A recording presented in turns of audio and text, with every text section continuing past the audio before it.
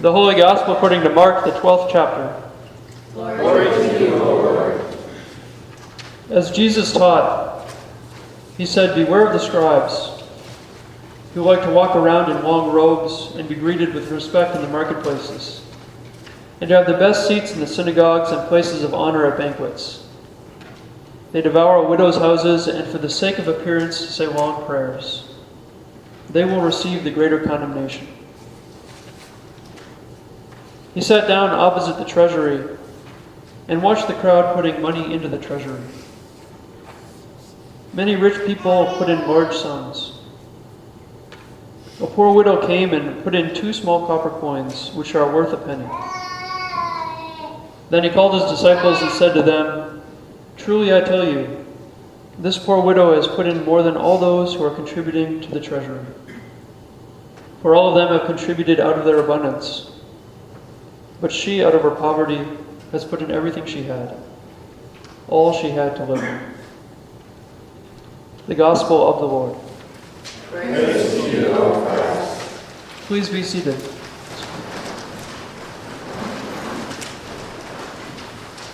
And let us pray.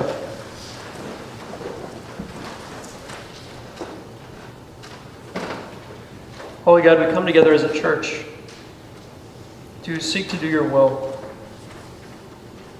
We join together to worship and to pray and to learn about you and also to serve this community. God, inspire us. Give us the energy and the resources we need to do what you have set us to do. And so now may the words of my mouth and the meditations of our hearts be acceptable in your sight. Amen. Good morning again. And I'm glad to have you all with us here today. The message this morning is especially direct about our ministry as a church together, and it's great that so many people are here. An extra invitation went out by email yesterday, and we're glad to have so many folks here this morning to hear the message. This Sunday is commonly known as Money Sunday, as it comes at the end of the year and as blood drives are often underway, and as it specifically relates to donations. And I would like to talk a little bit about money this morning, but also about the overall direction of the church and what we can do together to continue our good ministry here at First Lutheran. It's good, I think, to first review where we are today as a church in 2015. Over the past 10 years or so, though extending beyond that, this church has declined moderately in worship and in ministry participation. Though First Lutheran was a very vibrant and active church 30 or 40 years ago, it is now a bit of a slimmer version of its former self. This has followed general trends in the U.S. of a slow and steady movement away from church and organized religion over the same time frame. It's not that people do not believe in God or do not have spiritual experiences. Though headline-catching studies sometimes indicate the contrary, the best research out there, the most thorough research, indicates that religious belief in this country is as strong as ever, and perhaps even stronger in some metrics. And worldwide, due to the shifting populations and birth rates, religious belief is actually expected to increase through 2050, while secularism is anticipated to decline around the world. First Lutheran is in my evaluation being here, First Lutheran is a healthy, relatively stable worship community that is, in comparison, highly active in the ministry to its city. That ministry over the last few years has grown. Just in this past year, we have increased the number of food boxes given out per family through the food pantry. We have added the commodities program. We have significantly grown our foster family night now to include about 40 participants. We've established a youth group, which is now large and very active with a number of trips to surrounding areas. And our VBS program with the Federated Church has almost doubled over this past year. We also this morning have begun a Sunday school and have been in the works of starting a new worship service, although kind of at the last minute it seems as though we're going to have to reorganize our music for that. Though we are very enthusiastic about having that option be available, as we think it will meet needs of especially younger folks, but people inclined to a more informal, relaxed liturgy. That's one example of the type of music we'll be holding.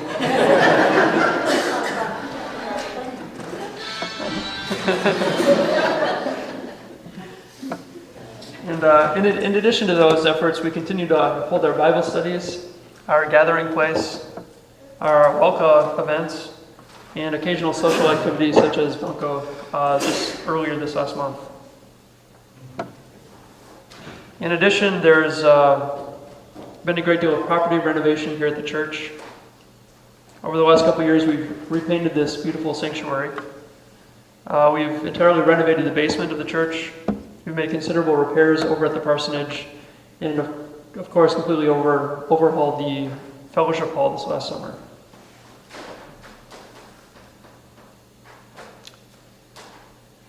As there's been substantial growth in ministry over this past year, we've also seen some growth in worship involvement as well. This fall has seemed a little bit slimmer than normal, but we are still in a gradual upward trajectory, and this October, together with the other service, is actually the highest October that we've seen on record since 2007. And we've also celebrated 17 baptisms over the last couple of years, which is more than the last 10 years combined. So in that regard, the church is growing gradually in a healthy direction. And yet there still is some weakness in our organization, which I hope to share with you today. Firstly, as our ministry has grown, there is a greater need of volunteer involvement to make these activities happen. We find ourselves frequently with our worship activities or our ministry activities just a tad short, and sometimes scrambling for support, which puts a little strain on our ministry together. And secondly, to support this growth in new ministries, our budget is expected to increase from $75,000 this year to around $85,000 next year, which will be presented at our next congregational meeting. We will need additional donations to support our ventures into the future. And third, for long-term viability, there needs to be a continued growth in this church in membership and in church involvement. All churches usually follow a pattern of either maintaining, which often leads to decline, or of growth and a growth mentality. And this congregation still needs to grow moderately to reach a point of healthy sustainability for the foreseeable future. Even a dozen folks regularly involved would significantly stabilize the work of this congregation. And over the next 10 months, of which my ministry will continue here, that is going to be the main focus of my work, of outreaching and inviting new people to come and become a part of this faith community. Now, you may ask, what can we do to help? There are three things in particular that would help us out greatly. Firstly, many people contribute in various ways to support ministries here. And some people are extremely involved in a wide variety of ways, for which we are enormously grateful. However, we could use additional support and involvements with the church's ministries. There is some need for additional involvement with our foster family night, with our food pantry, with general organization and cleanup at the church, with visitation, property support, worship support at our new service, and communications. A great deal of help is volunteered at this church on an occasional basis as needs arise, which is fantastic. But a commitment of individuals to specific roles over the next year would help us to fill in the gaps in our ministry, and also would save us time that is required for organization for each event. It would also free myself as minister to tend to other important projects, particularly outreach. And so one great way that people can help is to consider if there are ways that we as individuals could get involved in a specific role and commit to it over the next year. We would ask for a 1-year commitment, which would allow us to plan for our ministries that we hold here as a church. And a card and also a mailing is going to be sent out, which lists some of the principal ways in which we do need help. And we hope you will consider them and pray over them and see if you feel inclined or able to help out in any of these particular ways. A second way to help is to consider donating to the church. Our activities require financial support and they rely on the gifts of the congregation. And I myself am not shy at all about asking for support for this congregation because I see and I truly believe in the good that we do, as well as I have a great respect for the efficiency of our operations at this church. As each of us plans for philanthropic giving for the next year, I encourage you to consider this church. We are extraordinarily careful in how the money is used. Cindy in the front office over this last year has found ways to reduce our telephone, our internet, our tax, and our insurance bills. Modifications to our HVAC system have reduced our energy costs. And our new printer will save us about $1,000 per year going forward. Grants that we have received from the Barcelona Tibisar Foundation, from Microsoft, and from Thrivent Financial have all helped us substantially over this last year. As a couple examples, which many of us are well familiar with, through reduced rates from contractors, as well as through forming a long-term agreement with the food pantry. We recently completed this last spring an entire renovation of the basement, including a new AC unit, at no cost to the church. We also renovated the entire fellowship hall over this last summer with new lighting, with paint, with flooring, and with new fixtures.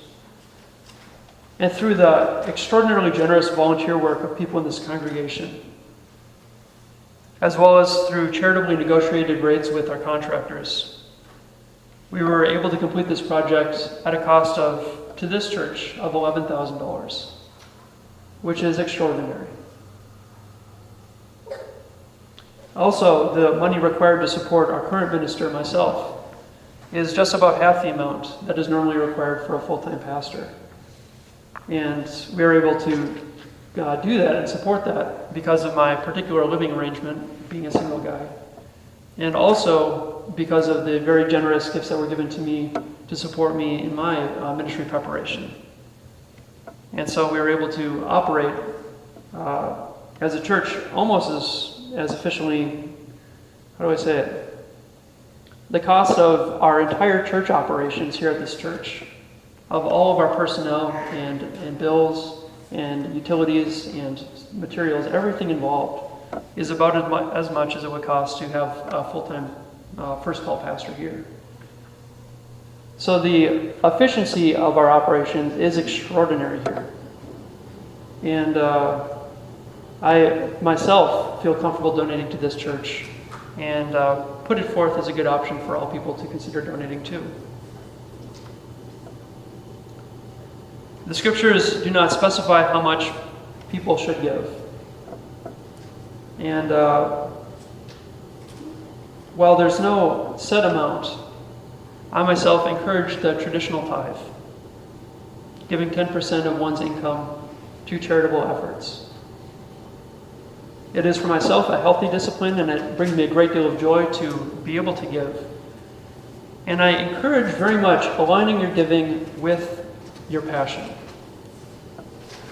Giving money into an area that you genuinely feel enthusiastic about, where you would like to see a difference made in the world around you. And even better if it's something that you can get involved with yourself. and be involved with how the money is used. This church is just one option among many, and we put it forth, of course, this morning as one which we hope you will consider donating to for the future. As donations to this church, in my estimation, go a long ways and are well leveraged for making differences in this community. A third thing that would help us out greatly in our ministry going forward is to continue to pray and to worship. Great things come about through prayer and faith. And over this next year, I ask that you continue praying for this congregation, for its health, for its growth, and for its well-being. Please do keep us in our prayers as we move forward in the work that we do. And also please continue to join us in worship with regularity. Not only does it build up our own individual souls and give us energy and information about the congregation, but your presence here on Sunday mornings or on Saturday evenings is a witness to others who worship and visit the church. It is so much different when the pews are relatively full, especially on cooler days like today, and there's a warmth and an energy in the congregation. It is encouragement to others. It is a fuller worship experience for others. So I ask you to consider renewing your own commitment to worship attendance for your own soul's growth and well-being, but also for the wider life and energy of the congregation. This coming week, we begin a year-end pledge drive of time and resources to support this congregation in its ministry. And I hope you will, my only request is that you pray over it.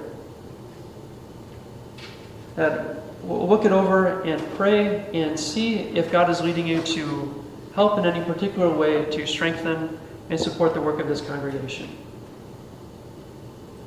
We have no intention to expand our ministries at present. We are instead looking forward to fortifying the work that we've already set in place. And please consider if there are ways that you can help fill in with the existing ministries, if there are ways that you can find additional ways to donate and contribute to meeting our new budget, and if there are ways that you can pray or reschedule things to be with us as we worship together on Sunday mornings. We will plan to receive our pledge cards 3 weeks from now on November 29th, which is the first day of the new church year. And I hope you will join me and the rest of the congregation, as we are very dedicated to the work that we do to build up and strengthen this congregation. And we ask you plainly and honestly and in a good spirit to join us, to work with us in making a commitment for this coming year, to supporting the good work that this congregation does, and in bringing it to a place of greater solidity for years into the future.